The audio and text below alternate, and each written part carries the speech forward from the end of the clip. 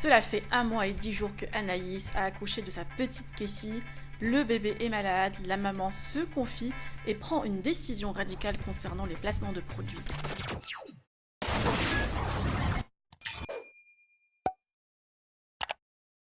La petite Kessie est née le 27 juillet dernier. Anaïs, discrète depuis la naissance de sa fille, partage peu d'informations et ne l'affiche jamais sur les réseaux sociaux. Mais la maman a dévoilé il y a quelques jours que sa fille était malade et dormait mal. La petite Kessie est actuellement sous traitement. Anaïs se confie. Au courant, ma fille a une œsophagite, je sais pas le dire. C'est comme ça ma vie? Œsophagite. On lui a donné le traitement, on a commencé. J'ai du vomi sur le t-shirt. Voilà, elle me fait trop la peine. Hier, elle n'a pas dormi du tout. Quand elle mangeait, ça lui brûlait, elle hurlait. Enfin, c'est un peu dur.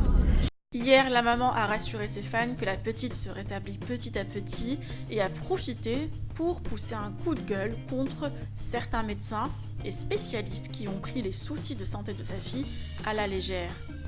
Par ailleurs, Anaïs a décidé de reprendre ses placements de produits, mais compte présenter uniquement 2 produits par jour pour pouvoir s'occuper de sa fille. Elle livre ses explications. Nombre de nourrissons qui ont des reflux gastriques, qui sont allergiques aux protéines de lait de vache, allergiques au lactose, etc. Mais ce qui me rend encore plus folle, c'est de voir à quel point certains pédiatres et même les urgences prennent ce souci-là à la légère. J'ai mené 3 fois ma fille, ils m'ont fait changer 7 fois de lait. Jamais ils ne se sont souciés de son reflux gastrique. Donc déjà ça pour commencer, je trouve ça très grave.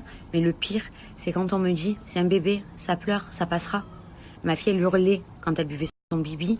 Elle hurlait toute la journée, elle ne dormait plus. Comment on peut laisser un bébé d'1 mois comme ça?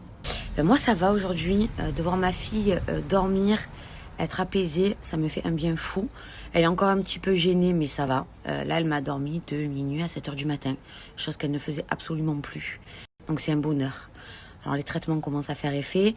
Je voulais vous dire aussi que j'étais passée au lait de riz. C'est le seul qu'elle digère, elle ne vomit plus en jet. Donc, sincèrement, si ma fille doit être au lait de riz pour le moment, je la laisserai au lait de riz.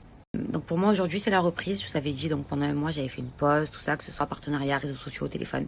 Et là il faut bien reprendre, ça me fait un petit peu bizarre. Donc j'ai vu avec certaines marques, des nouvelles marques avec qui je vais collaborer, d'autres que j'ai refusées. Je vais essayer de vous partager 2 codes promo par jour. Voilà, j'aurais pu plus, mais je pense que je vais pas trop avoir le temps. Bien évidemment, Anaïs a eu pas mal de soutien de ses fans et de certains comptes Instagram, mais elle a taclé toutes les personnes qui ont critiqué le fait qu'elle n'allaite pas sa fille. Tu m'envoies des messages en me disant il aurait fallu allaiter ta fille, peut-être que tu n'aurais pas eu tous ces problèmes. Mais Rendine, me faites pas avoir des rechutes, s'il vous plaît. On fait ce qu'on veut, ok? Voilà, vous savez pas ce qui se passe, vous savez pas ce qui s'est passé. Chacun fait comme il a envie de faire, c'est pas pour autant qu'on est des mauvaises mamans. Mêlez-vous de vos culottes, d'accord? Et après on en reparlera. 31 ans et toutes mes dents, je n'ai aucune leçon de morale à recevoir de qui que ce soit. Que pensez-vous de cette histoire? Êtes-vous d'accord avec Anaïs? Vous pouvez partager vos avis en commentaire et n'hésitez pas de liker et de vous abonner par la même occasion.